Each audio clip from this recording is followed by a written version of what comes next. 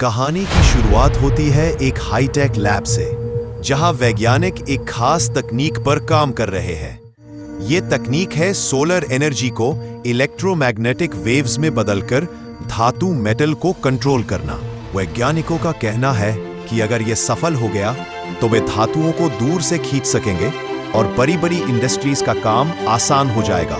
एक इंटरव्यू के लिए दो पत्रकार लैब में आते हैं, काइल और रेचेल।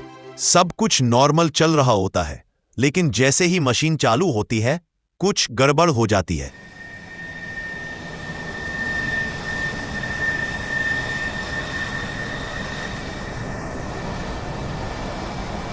जब मशीन चालू होती है तो उसके जरिए आसपास मौजूद मेटल के टुकड़े एक जगह खींचने लगते हैं।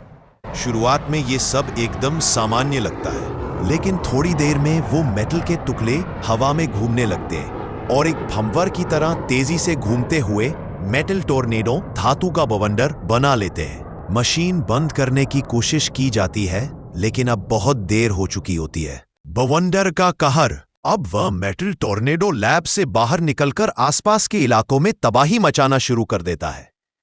वो बवंडर उन सभी चीजों को खींचने लगता है जो मेटल से बनी होती हैं। कार, साइकिल, बिजली के खंभे, लोहे की छतें, सब कुछ। काइल और रेचेल किसी तरह वहां से भागते हैं और इस घटना को कैमरे में रिकॉर्ड करते हैं। जब यह घटना बाहर की दुनिया तक पहुंचती है तो सरकार और सेना एक्टिव हो जाती है। एक स्पेशल टीम बनाई जाती है जिसकी अगुवाई करता है जनरल साइक्स। वैज्ञानिक भी उनके साथ मिलकर इस खतरनाक बवंडर को रोकने का रास्ता खोजते हैं। पता चलता है कि इस मेटल टॉर्नेडो को आम तरीके से नहीं रोका जा सकता।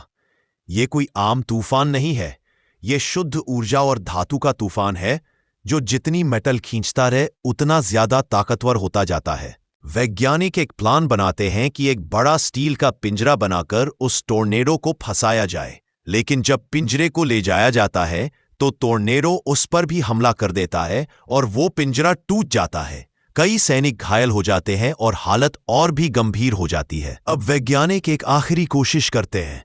इस बार वो एक खास इलेक्ट्रोमैग्नेटिक पल्स डिवाइस तैयार करते हैं। इसका काम है टॉर्नेडो के अंदर की एनर्जी को ही उसके खिलाफ इस्तेमाल करना। इस डिवाइस को मेटल टॉर्नेडो के बिल्कुल बीच में जाकर लगाना होता है। ये बहुत ही खतरनाक मिशन है। काइल कुछ सैनिकों के साथ खुद को जोखिम में डालते हैं और डिवाइस को सही जगह पर लगाने के लिए निकलते हैं। जैसे ही डिवाइस को एक्टिव किया जाता है, एक जबरदस्त ब्लास्ट होता है। बिजली की चमक, मेटल के टुकड़ों की बारिश और तेज आवाजों के बीच वो मेटल टॉर्नेडो टूटने लगता है। धीरे धीरे वो बवंडर बिखर जाता है, उसकी ताकत खत्म हो जाती है और वो रुक जाता है। सब लोग राहत की सांस लेते हैं।